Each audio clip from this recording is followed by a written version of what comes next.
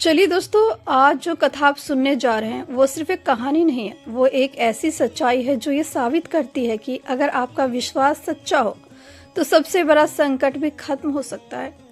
दोस्तों, कभी कभी जिंदगी में ऐसी गलतियां हो जाती है जिनकी सजा हमें तुरंत नहीं बल्कि धीरे धीरे मिलती है। लेकिन दोस्तों, शास्त्रों ने एक सरल मार्ग बताया है कामना एकादशी के बारे में। लेकिन दोस्तों, अब असली सवाल यह है कि आखिर यह एकादशी इतनी शक्तिशाली क्यों मानी जाती है? ऐसा क्या हुआ था जिसकी वजह से इसे कामना पूर्ण करने वाली एकादशी कहा गया? तो चलिए दोस्तों, अब जानते हैं इसकी मुख्य कथा। राधे राधे दोस्तों, जय श्री हरि। कैसे हैं आप सब? दोस्तों, बहुत प्राचीन समय की बात है। एक सुंदर और समृद्ध नगर था जिसका नाम था भोगीपुर। उस नगर के राजा थे पुंडरीक। उनका दरबार बहुत ही भव्य होता था, जहाँ गंधर्व, किन्नर और अप्सराएं संगीत और नृत्य से पूरे वातावरण को दिव्य बना देते थे। उसी दरबार में एक गंधर्व था जिसका नाम था ललित और उसकी पत्नी ललिता। दोनों एक दूसरे से इतना प्रेम करते थे कि एक पल के लिए भी अलग रहना उन्हें अच्छा नहीं लगता था। एक दिन राजा पुंडरीक के दरबार में एक बहुत बड़ा आयोजन हो रहा था। चारों तरफ संगीत गूंज रहा था, अप्सराएं नृत्य कर रही थी और ललित अपने सुरों से सबको मंत्र मुग्ध कर रहा था। लेकिन उस दिन कुछ अलग हुआ। ललित का मन अपनी पत्नी ललिता में इतना खो गया कि उसका ध्यान अपने कर्तव्य से हट गया। उसके सुर बिगड़ गए और दरबार में ही एक नाग था जिसका नाम था करकोटक।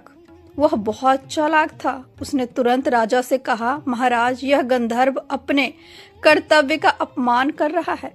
राजा पुंडरीक बहुत क्रोधित हो गए। उन्होंने बिना सोचे समझे ललित को श्राप दे दिया, जा तू पिशाच बन जा। दोस्तों, एक ही पल में सब कुछ खत्म हो गया। ललित जो इतना सुंदर और दिव्य था, अब एक भयानक पिशाच बन चुका था। उसकी पत्नी ललिता यह सब देखकर अंदर से टूट गई। उसका संसार एक ही पल में उजड़ गया। दोस्तों, एक ही पल में सब कुछ बदल गया था। जिस ललित के सुरों पर पूरा दरबार झूमता था, आज वही ललित एक भयानक पिशाच बन चुका था।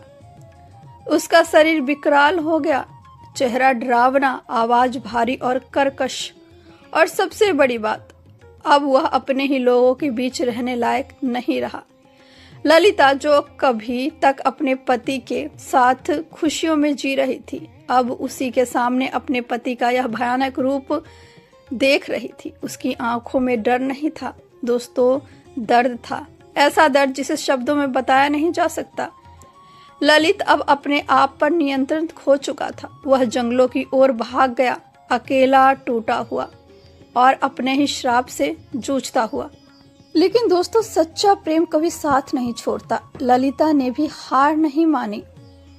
वह भी उसके पीछे पीछे घने जंगलों में चली गई। दिन बीतते गए, रातें गुजरती गई, न खाना, न पानी, न कोई सहारा। बस एक ही उम्मीद कि शायद कहीं कोई रास्ता मिल जाए। कभी वह अपने पति को दूर से देखती, जो अब पहचान में भी नहीं आता था। कभी वह रोते रोते जमीन पर गिर जाती, लेकिन उसने हार नहीं मानी। कई दिन यूं ही भटकते भटकते एक दिन वह एक शांत स्थान पर पहुंची।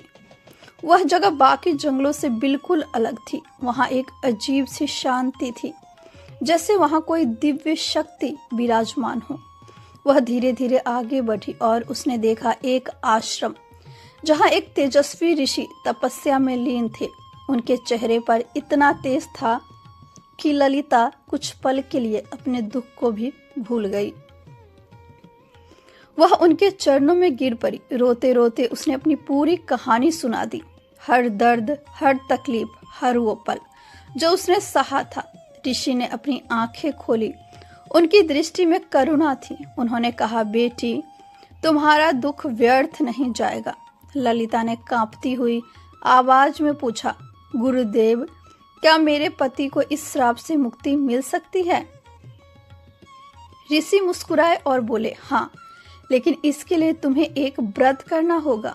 उन्होंने कहा, चैत्र मास के शुक्ल पक्ष की एकादशी, जिसे कामदा एकादशी कहा जाता है, अगर तुम उस दिन सच्चे मन से व्रत रखो, पूरी श्रद्धा से भगवान विष्णु की पूजा करो और उसका पूरा पुण्य अपने पति को समर्पित कर दो, तो वह इस श्राप से मुक्त हो सकता है।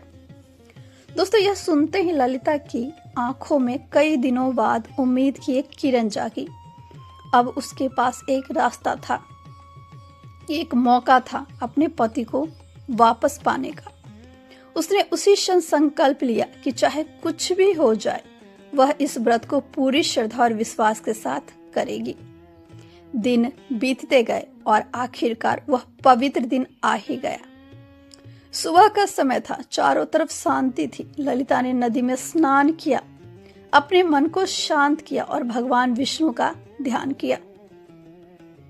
उसने एक छोटा सा स्थान तैयार किया जहां उसने भगवान विष्णु का स्मरण करते हुए पूजा आरंभ की। उसके पास ज्यादा कुछ नहीं था दोस्तों, न बड़े भोग, न सोना चांदी, बस एक सच्चा दिल। उसने पूरे दिन उपवास रखा, एक एक पल भगवान का नाम लेते हुए। कभी वह रोती, कभी प्रार्थना करती, कभी अपने पति को याद करती, लेकिन उसका विश्वास कभी नहीं टूटा। और फिर दोस्तों, अगली सुबह जब उसने अपना व्रत पूरा किया तो उसने आंखें बंद करके भगवान विष्णु से कहा, हे प्रभु, मेरे इस व्रत का जो भी पुण्य है वह मैं अपने पति को समर्पित करती हूँ। और दोस्तों, जैसे ही उसने यह कहा, कुछ ऐसा हुआ जिसे सुनकर आज भी लोग चकित रह जाते हैं। और दोस्तों, जैसे ही ललिता ने अपनी आंखें बंद करके अपने व्रत का पूरा पुण्य अपने पति को समर्पित किया, उसी क्षण वातावरण में एक अजीब सी हलचल होने लगी। चारों तरफ एक दिव्य प्रकाश फैलने लगा, जैसे किसी अदृश्य शक्ति ने पूरे जंगल को अपने आशीर्वाद से भर दिया हो। ललिता अब भी आंखें बंद किए खड़ी थी। उसका दिल जोर जोर से धड़क रहा था। उसके मन में बस एक ही प्रार्थना थी, हे भगवान, मेरे पति को मुक्त कर दीजिए। और तभी दूर कहीं से एक कराहने की आवाज आई। वह आवाज ललित की थी, लेकिन इस बार उस आवाज में पहले जैसा क्रोध नहीं था, उसमें दर्द था। और धीरे धीरे वह दर्द शांति में बदलने लगा। ललिता ने धीरे धीरे अपनी आंखें खोली और जो उसने देखा वह उसकी कल्पना से भी परे था। उसका पति, जो अब तक एक भयानक पिशाच के रूप में भटक रहा था, उसका शरीर धीरे धीरे बदलने लगा। वह विकराल रूप धीरे धीरे समाप्त हो रहा था। उसकी आंखों की ज्वाला अब शांत हो रही थी और कुछ ही क्षणों में वह फिर से अपने असली दिव्य गंधर्व रूप में आ गया। दोस्तों, यह सिर्फ एक परिवर्तन नहीं था, यह एक श्राप का अंत था, यह एक प्रेम की जीत थी, यह एक सच्ची श्रद्धा का चमत्कार था।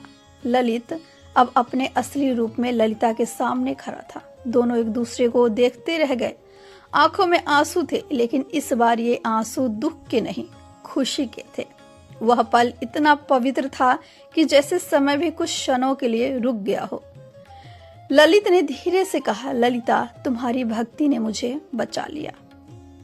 और दोस्तों, तभी आकाश से एक दिव्य वाणी सुनाई दी, जिसमें कहा गया, जो भी व्यक्ति कामदा एकादशी का व्रत सच्चे मन से करता है, उसके सभी पाप नष्ट हो जाते हैं और उसकी हर मनोकामना पूर्ण होती है। दोस्तों, यही कारण है कि इस एकादशी को कामना पूर्ण करने वाली एकादशी कहा जाता है। लेकिन अब सवाल यह है कि क्या आज के समय में भी इस व्रत का उतना ही प्रभाव है? तो जवाब है हाँ, बिल्कुल है। लेकिन फर्क सिर्फ इतना है कि पहले लोग व्रत को सिर्फ एक नियम नहीं, एक भाव से करते थे। आज हम क्या करते हैं? बस व्रत रख लिया, कुछ खाया नहीं और सोच लिया कि सब हो जाएगा। लेकिन दोस्तों, व्रत सिर्फ भूखा रहने का नाम नहीं। व्रत का मतलब है अपने मन को नियंत्रित करना, अपने विचारों को शुद्ध करना और भगवान के साथ एक सच्चा संबंध बनाना। अगर आप पूरे दिन भूखे रहकर भी मन में क्रोध रखते हैं, किसी के लिए गलत सोचते हैं, तो यह व्रत अधूरा रह जाता है। लेकिन अगर आप सच्चे मन से एक बार भी भगवान को पुकारते हैं तो वह आपके पास जरूर आते हैं। दोस्तों, अब बात करते हैं कि इस दिन आपको क्या करना चाहिए। दोस्तों, इस दिन सबसे जरूरी है आपका भाव। सुबह उठकर सबसे पहले अपने मन को शांत कीजिए। कोई जल्दी नहीं, कोई भाग दौड़ नहीं। फिर भगवान विष्णु का ध्यान कीजिए और उनसे दिल से बात कीजिए। उन्हें यह मत बताइए कि आपको क्या चाहिए, बस यह बताइए कि आप उन्हें कितना मानते हैं। अगर आपके पास पूजा का सामान नहीं है तो कोई बात नहीं, एक दीपक जला लीजिए और सच्चे मन से बैठ जाइए। और अगर आप कुछ खास करना चाहते हैं तो इस दिन एक छोटा सा उपाय जरूर कीजिए। पीले रंग की कोई भी चीज जैसे पीला फूल या पीला फल भगवान को अर्पित कीजिए और फिर कम से कम 108 बार ओम नमो भगवते वासुदेवाय इस मंत्र का जाप कीजिए। दोस्तों, यह छोटा सा उपाय आपकी जिंदगी में बहुत बड़ा बदलाव ला सकता है। लेकिन एक बात हमेशा याद रखिए, भगवान को दिखावा पसंद नहीं है, उन्हें सिर्फ आपका सच्चा दिल चाहिए।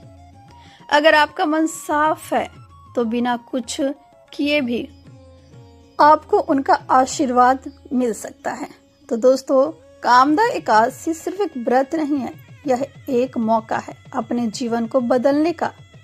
अगर भक्ति सच्ची है तो भगवान आपकी हर मनोकामना पूरी करेंगे। जय श्री हरि।